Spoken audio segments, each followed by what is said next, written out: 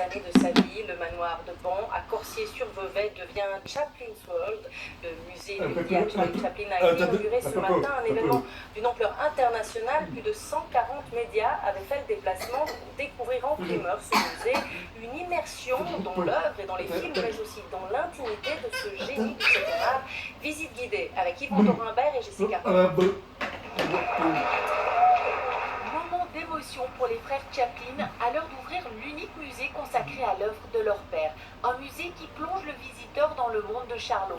La visite commence par un film qui raconte la vie de l'artiste avant de s'ouvrir sur des décors grandeur nature. C'est alors le début d'un périple à travers les univers de Charlie Chaplin. La rue où il est né, le cirque dont il s'est inspiré, la pantomime, puis le studio hollywoodien avec ses plateaux de cinéma.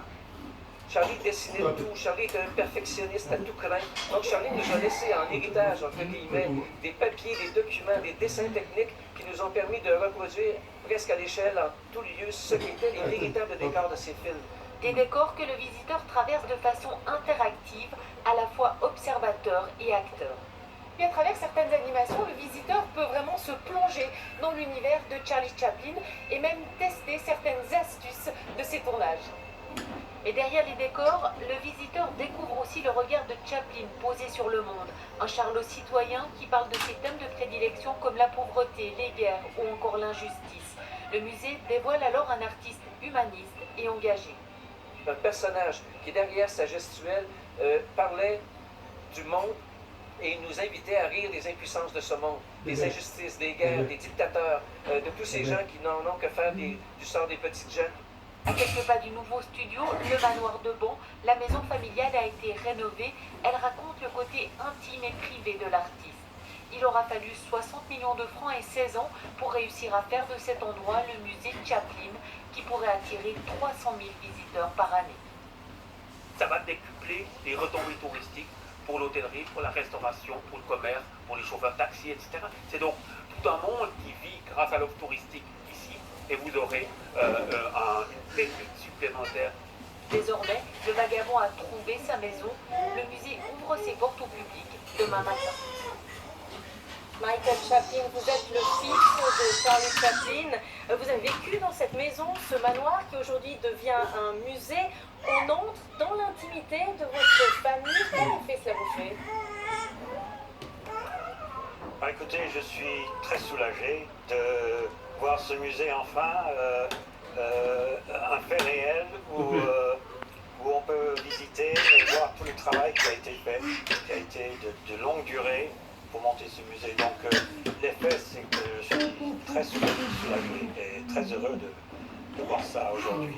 La famille, vous avez été mis à contribution, on vous a demandé des archives personnelles, ce sont les décors d'une partie de votre vie. Oui, bien sûr, oui, mais c'est surtout en l'honneur de mon père, c'est ça qui est formidable. Et je pense qu'on va pouvoir redécouvrir, surtout la jeune génération qui ne le connaissent peut-être pas aussi bien, redécouvrir l'artiste, le poète, et peut-être s'intéresser à son œuvre. Justement, 140 médias étaient présents aujourd'hui. On attend, je crois, jusqu'à 300 000 visiteurs par année. Comment vous expliquez que Charlie Chaplin, Charlot, votre père, fascine encore autant? Moi, je pense qu'il a d'abord créé un personnage où tout le monde pouvait reconnaître une part d'eux-mêmes. Charlot, le vagabond, qui est vraiment, il trouve sa place nulle part dans ce monde. Et il a des moments de joie, mais il finit toujours par devoir partir n'importe où il s'installe. Et c'est cet éternel voyageur, je pense, qui est un archétype vraiment universel. Moi, je l'explique comme ça. Qu'est-ce qu'il aurait dit, selon vous, votre père, en visitant ce musée aujourd'hui? Alors, c'est une question très difficile, mais je pense que, vu l'attention qu'il arrive encore à susciter dans les médias, et s'il est visité par plein de monde, il sera heureux, parce qu'il aimait bien l'attention, il aimait bien savoir qu'il allait peut-être durer dans le temps. On voit bien dans son film Limelight l'inquiétude du comique qui pense qu'il est peut-être plus drôle maintenant, mais je pense qu'il est en tous les cas très d'actualité. Donc voilà. Michael Chaplin, merci beaucoup d'avoir été en direct dans ce journal. Merci à vous. En tennis maintenant.